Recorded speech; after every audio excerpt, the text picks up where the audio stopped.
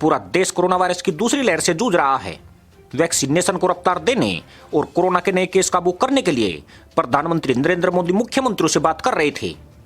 उधर भारत का दोस्त अमेरिका भारत को धमका रहा था।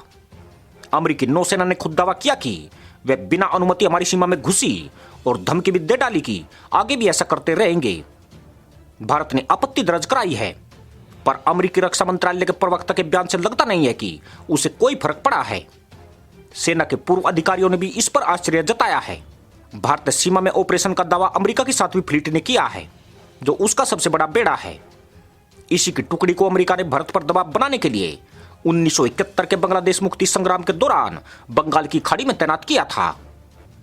पिछले बुधवार को यानी 7 अप्रैल को जब क्लाइमेट मामलों के अमेरिकी राजदूत जॉन कैरी भारत आकर प्रधानमंत्री नरेंद्र मोदी से मिलने वाले थे, तब अमेरिकी नेवी का युद्धपोत यूएसएस जॉन पॉल जोन्स यानी डिस्ट्रॉयर बिना अनुमति के भारत की सीमा में घुस आया।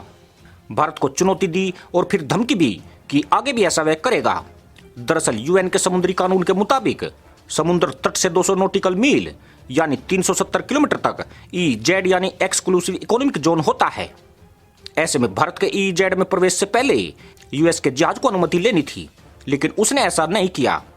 अमेरिकी जहाज 130 नॉटिकल मील यानी 240 किलोमीटर तक भीतर घुस आया। यह दावा खुद अमेरिकी नौसेना के 7वें बेड़े ने किया।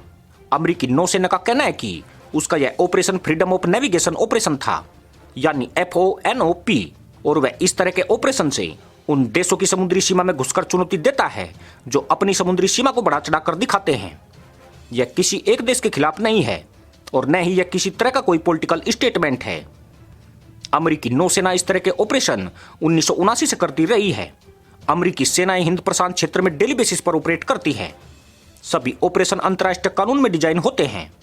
ये अभियान दिखाते हैं कि यूएस अंतर्राष्ट्रीय कानूनों के तहत उड़ान भरेगा, तैरेगा और ऑपरेट करता रहेगा। अमेरिकी रक्षा मंत्रालय के मुताबिक FONOPS हर साल सोच समझकर प्लान किए जाते हैं।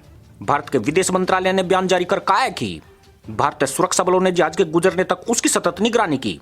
डिप्लोमेटिक चैनल से भारत ने ईजेड में घुसपैठ से संबंधित चिंताओं से अमेरिका को वाकिफ करा दिया है, पर अमेरिकी रक्षा मंत्रालय ने बयान जारी कर कहा है कि उसका ऑपरेशन अंतर्राष्ट्रीय कानून के दायरे में था।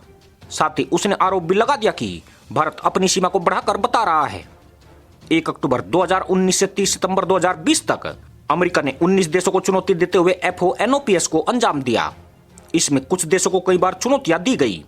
इन देशों में चीन और पाकिस्तान के साथ साथ उसका दोस्त जापान भी शामिल रहा है। 1995 में यूएन में समुद्री सीमा संबंधी कानून बना। इस पर भारत ने हस्ताक्षर किए हैं। इसके अनुसार किसी देश के समुद्री तट से 200 नॉटिकल मील यानी 300 किलोमीटर तक उस देश का ईजेड यानी एक्सक्लूसिव इकोनॉमिक जोन होगा। पर अमेरिका ने अब तक इस कानून पर साइन नहीं किए हैं, यानी उसके लिए यह कानून बाध्यकारी नहीं है। हकीकत यह भी है कि समुद्र के तट से 12 नॉटिकल मील यानी करीब 22 किलोमीटर तक ही सीमा मानी जाती है। मुख्य भूमि से 200 नॉटिकल मील तक ईजेड को माना जाता है। इसलिए आज से देखें तो अमेरिका ने कोई अंतर्राष्ट्रीय कानून नहीं तोड़ा है। यूएस नेवी की 2016 की रिपोर्ट के मुताबिक अमेरिका भारतीय समुद्री सीमा में 1985 से ही इस तरह के ऑपरेशन कर रहा है। पिछले हफ्ते ही जॉन कैरी भारत आए थे और भारतीय नेताओं के साथ फोटो खिंचवाए थे। वहीं दोनों देशों की नेवी टीमें क्वाड प्लस फ्रांस की नेवल एक्सरसाइज में शामिल हुई थी, जो बुधवार तक चली थी।